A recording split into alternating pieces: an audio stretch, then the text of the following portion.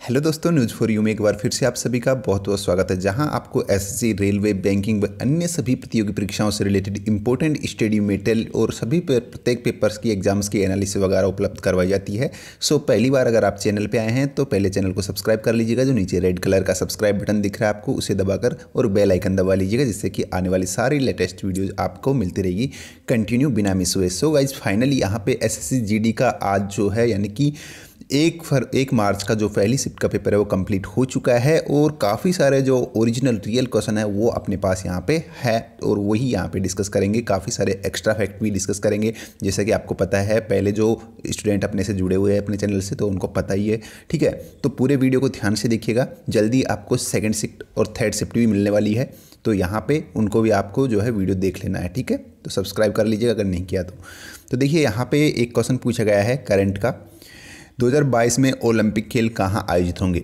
देखिए ये यहाँ पे कंफर्म नहीं हो पाएगी कौन से ओलंपिक पूछे गए थे, ग्रीष्मकालीन पूछे गए थे या फिर यूथ ओलंपिक पूछे गए थे या फिर जो है और कोई सा ओलंपिक पूछा गया था। ठीक है, तो आपको मैं बता देता हूँ। देखिए जो शीतकालीन जो ओलंपिक है 2022 में वो तो होंगे बीजिंग के अंदर, चीन की जो राजधानी भी है और शहर है चीन का। ठीक है, वहाँ पे होंगे अगर शीतकालीन ओलंपिक पूछा गया है तो। ठीक है, अगर यूथ ओलंपिक पूछा गया है यानी कि युवा ओलंपिक खेल पूछा गया है तो ये होंगे अफ्रीका के अंदर। ठीक है, और जो यहाँ पे ग्रीष्मकालीन होंगे ये टोक्यो जापान के अंदर होंगे। ठीक है, तो ये चीज़ें आप ध्यान रख लीजिएगा। अब ये डिपेंड करता है कौन सा पूछा गया है। ठीक है, चलिए एक यहाँ पे देखिए किस राजवंश की राजधानी कन्नौज थी। तो ये ऑप्शन के हिसाब से होगा, ऑब्वियसली बात है, क्योंकि यहाँ पे काफ़ी जो है जो राजवंश थे उनकी राजधानी कन्नौज थी, जिसमें मैं आपको बता देता हूँ। देखिए एक तो जो यहाँ पे मोखिर वंश था इसकी भी कन्नौजी थी, प्रतिहार वंश की भी कन्नौजी थी और जो गहडवाल वंश था इसकी भी कन्नौजी थी। ठीक है, तो जो भी ऑप्शन में था ये आपका ऑप्शन के हिसाब से होगा। कुछ और वंश जो इनकी भी पूछी जा सकती है नेक्स्ट एग्जाम में, तो मैं बता देता हूँ। कुछ और जैसे गुप्त वंश की पूछी जाए तो पाटलिपुत्र हो जाएगा उसका। ठीक है, और कर्ण वंश की पूछी जाए तो पाटलिपुत्र है इसका भी। शुंग वंश की पूछी जाती है तो इसकी भी पाटलिपुत्र थी। मौर्य वंश की पूछी जाए तो इसकी भी पाटलिपुत्र थी। ठीक है, तो ये ध्यान रख लीजिएगा, ये इनकी कैपिटल है। ठीक है, राजधानी। नेक्स्ट यहाँ पे देखिए एक पूछा गया था कि दक्षिणी भारत की सबसे लंबी नदी पूछी गई थी, तो ये थी दोस्तों गोदावरी, इसका सही आंसर था, ध्यान रखिएगा। ठीक है, दक्षिणी भारत की सबसे लंबी नदी है।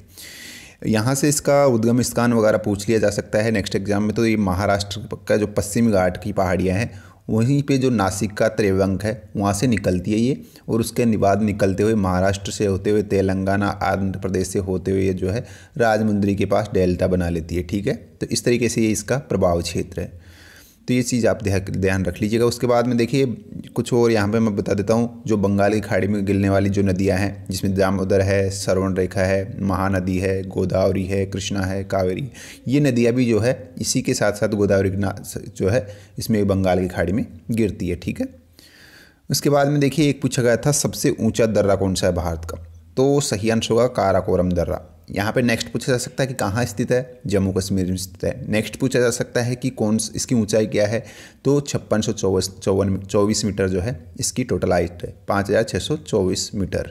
ठीक है, तो ये चीज़ आप यहाँ पे ध्यान रख लीजिएगा। देखिए वीडियो पसंद आई है तो प्लीज़ लाइक कर दीजिएगा। और यहाँ पे देखिए 2019 में कुल कितने 19 तक जो हमारा मतलब कि जो संविधान है उसमें कुल कितने आर्टिकल हैं, तो यहाँ पे कुल आर्टिकल जो है उनकी संख्या कितनी है, 395 है। ठीक है, 395 है अब तक भारत के संविधान में टोटल आर्टिकल।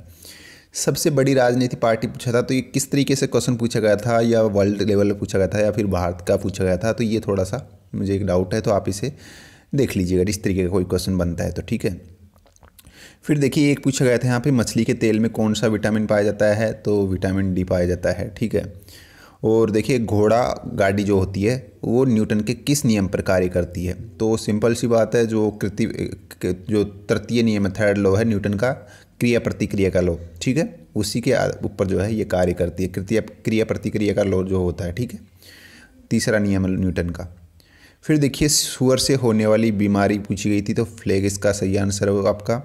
एक यहाँ पे पुस्तक थोड़ा डीपली पूछा गया है आप, जो the legend of the Lakshmi Prasad है, ये पुस्तक किसके द्वारा लिखी गई है, तो ये ट्विंकल खन्ना के द्वारा लिखी गई थी। ठीक है, उसके बाद में देखिए जो रीजनिंग में पूछा गया है सभी नाव कार हैं, सभी कार नावें हैं, इस तरीके का कथन निष्कर्ष पूछा गया था, तो वो बताना था आपको। ठीक है, फिर उसके बाद में देखिए फूल लाल और कपड़ा का वे नार एक पूछा गया था, ठीक है। फूल लाल और कपड़ा का वे नार एक पूछा गया था।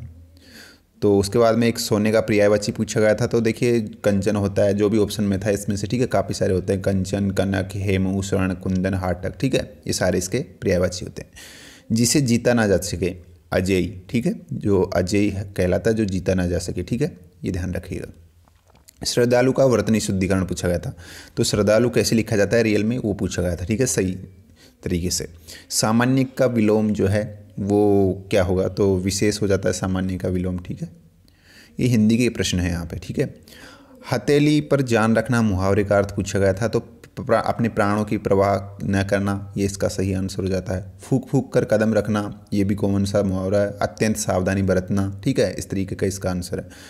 फिर देखिए एक पूछा गया था किसे खेल के क्षेत्र में अर्जुन पुरस्कार 2018 दिया गया है। तो ये सिंपल सी बात है, ऑप्शन के हिसाब से यहाँ पे होगा, क्योंकि 2018 का जो अर्जुन पुरस्कार दिया गया था वो 20 लोगों को दिया गया था, ठीक है, 20 खिलाड़ियों को। तो जो भी उसमें आंसर था, ऑप्शन था, उसके हिसाब से इसका सही आंसर होगा, ठीक है।